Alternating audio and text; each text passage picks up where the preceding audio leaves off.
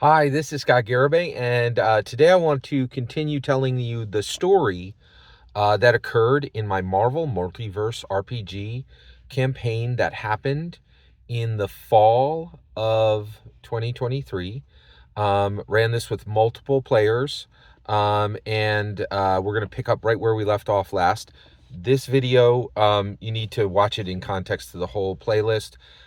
Just look in the description below and you'll see the link for the playlist. And this is a continuation on explaining story from session 3, which happened at our friendly local game shop, which is really nice. So the player characters are Thanos, Gore God Butcher, Doctor Doom. Yes, you're right. Those are all villains, which was an unusual story. And finally, John Doe, who was a custom character made by a player. And that John Doe was a android made by AIM, right? Advanced Ideas Mechanics, which is Baron Mordo's group. And he thought he was human. So those were the player characters. So basically, at this point, the player characters are all on the Guardians of the Galaxy ship, which they stole, which was the Bowie. They stole it in nowhere, and they're heading back to Earth.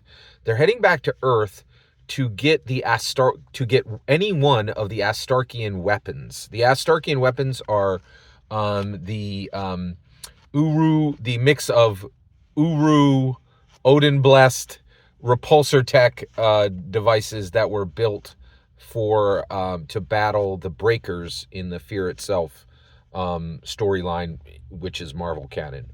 And so basically Thanos has been tasked by the Collector to find these, right? To find any one of those, and then he's going to trade it for one of the Infinity Gems, right? And Thanos is collecting up the Infinity Gems, the player character. So they're on the Bowie. They're traveling through space from nowhere back to Earth. Doctor Doom, and at this point, Thanos has the Time Stone, which is given to him by Ebony Maw, and Ebony Maw found it using the Sanctuary 2, the ship that he had. And what I love about Marvel Multiverse role-playing game is, man, oh man, like, one of the things that it does is it mechanically shows the power of characters. And so one of the things I thought was really interesting is Thanos is a rank 6 character, right? And he just had a Time Stone handed to him as a player character, right? Ebony Maw found it and said, "Here, master, here's, I found it. I found it. Do you want it?" Right? And I thought that was mind-blowing, and of course, Thanos takes it. And the reason that's there is Thanos has connections, and in the game, that is mechanically powerful, right? Like, he doesn't have to go find all the gems themselves. Some of them are literally going to be brought to him by his servants, which is incredible, right? So that was really significant.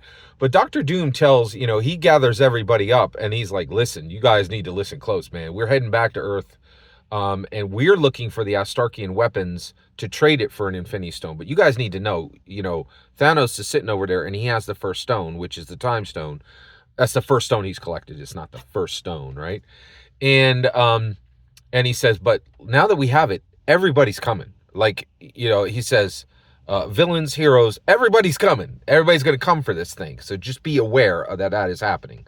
So I was very thankful to the player character for, like, kind of pointing that out, which I thought was really good.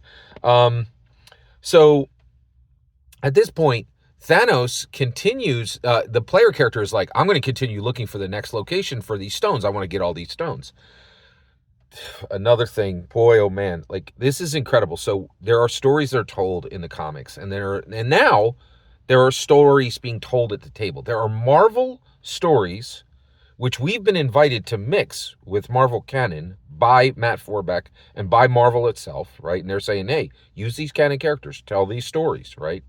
It's incredible. Like, it's mind-blowing to me. So Thanos, so I'm thinking the next thing that's going to happen in the session is for Thanos to,